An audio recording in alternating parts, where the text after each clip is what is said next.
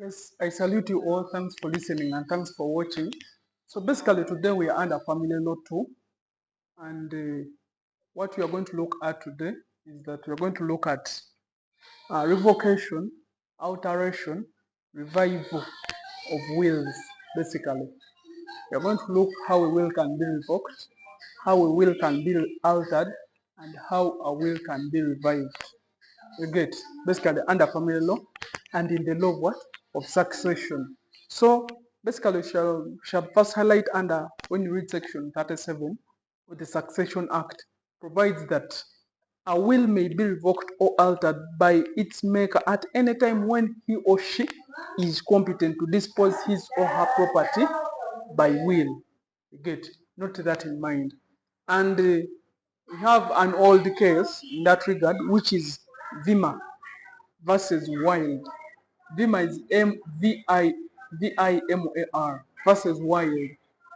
Wild is Wilda versus Wild. The court said that a will by its nature is revocable. By its nature is revocable, even though a testator declares it irrevocable. You get?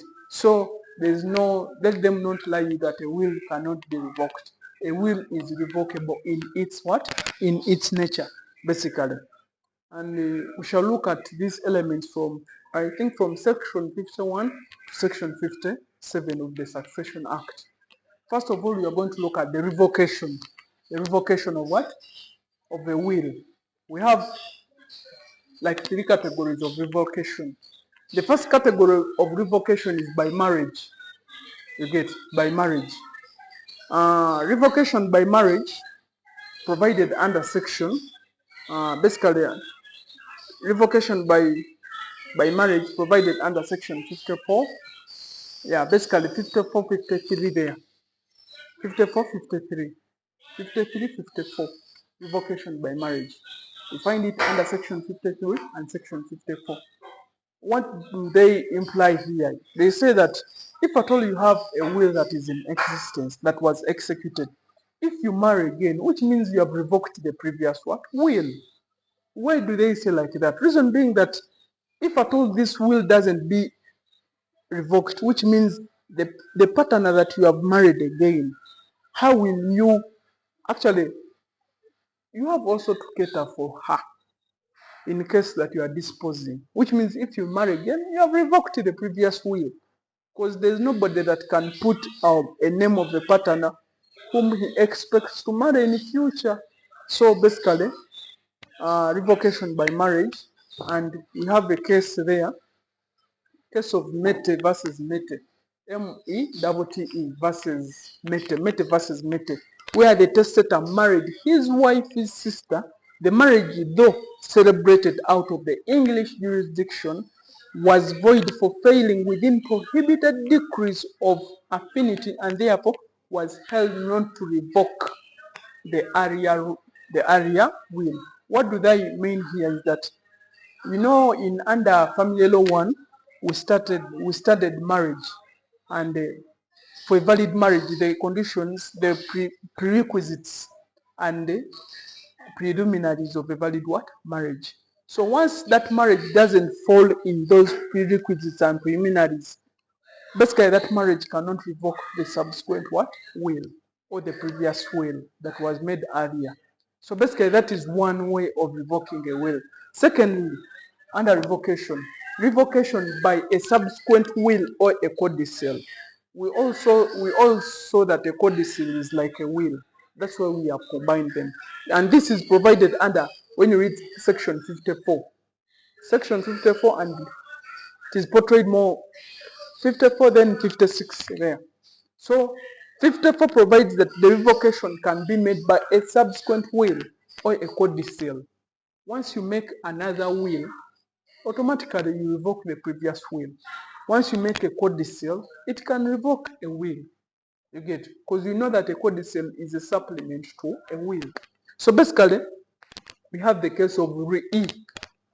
R-E, then capital E, re-e, whereby they reiterated that the basic principles applicable to the revocation by a subsequent will is that they look at whether a prior will or codicil has been revoked by a later will, basically, that regards or codicil is a matter of construction, basically, when you internalize under section 56.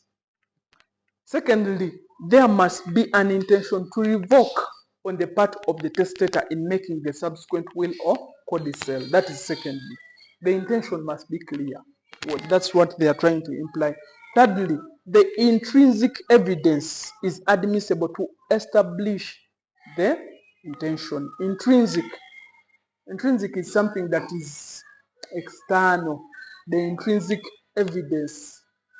Intrinsic evidence is that the circumstances around, you get, what prompted you to make that will, what prompted you to make that subsequent codicil. So another one, where a testator has executed more than one will, the court should as far as possible construct them so that both stand, to ensure, you get. So basically note that on that.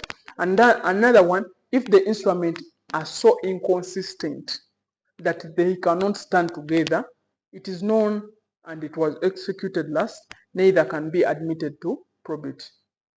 You get. The one that was executed last cannot be granted probate. That the person shall look at letters of administrations and letters of probate in our videos basically. So that is revocation by subsequent will or codicil. Then revocation, we have another one. Revocation by some duly executed writing. This is provided under section 54 of the Succession Act. Duly executed writing. You can write something. It may not necessarily be a will, but something that you have duly executed. A writing. It can also be witnessed. Basically, that is attestation. It can be witnessed, basically. So that it can also revoke a will. Okay. For example, you have the case of goods of durance, whereby the court held that, declare that if a man writes to another, go and get my will and burn it, that statement is enough to revoke the intention and the will. It was to revoke the subsequent what? Will. You get. So note that in mind. So we also have another category under revocation. It is revocation by destruction. And revocation by destruction, it is provided under section 54 of the Succession Act. The act of destruction, and it is to revoke. And destruction is in two ways: to burn and tear. It is the one that is provided in the act, burn and tear, basically. So that is to destruct, to destroy. For example, I can give in the case of cheese versus Lovejoy. Here, the will was cancelled by drawing lines with a pen in the writings. And the back of the will, the testator wrote that all these have been revoked.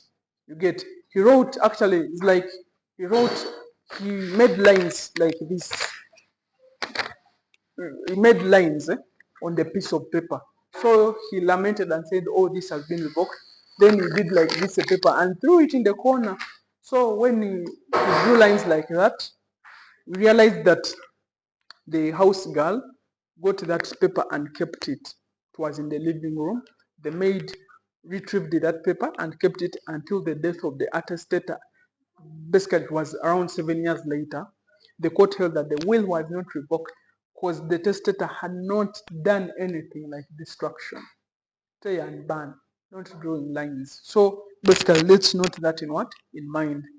And there's where they say that where a will is destroyed by someone else in the presence of the testator, but without their direction, it will not be revoked. If at all you destroy a will without the instructions of the testator, it cannot, court will presume it was not destroyed. For example, there's a case of Mills versus Millward. Under this case, where the testator's sister-in-law was so annoyed that the testator had left nothing for her. What she did, she got the will and teared it up in the presence of the testator. But Upper Court held that the will was not what? Was not revoked. So basically that was the essence there. So basically those are some of the categories of revocation of a will. Then we are going to alteration of a will. Alteration of a will. This normally happens when the testator wishes to amend some particulars in the will. That is alteration of the will. And it is provided under section 55 of the Succession Act. Presumption, it is connected with alterations of the will and the effect. In this essence, what do I realize? That to alter is to change. You get it is to change, basically. That's what you have to put in what? In mind, or that's what you have to bear in mind. Alteration is to change, basically. And lastly, we are going to look at the revival of wills. Revival of wills is provided under section 57. Section 57 of the Succession Act. And it deals with the revival of unprivileged wills. And the general rule is that no privileged will or codicil, nor any part of it which has been in any manner revoked shall be revived other than by re-execution of the unprivileged or by a duly executed writing or codicil. Basically, we have two methods of reviving will: re-executing one, another one by a duly executed codicil showing the intention to revive the revoked will. What do I mean to revive? To revive is like you can revoke something, not reviving. Revive, we get something like it has fallen, it has collapsed, then it has been revived.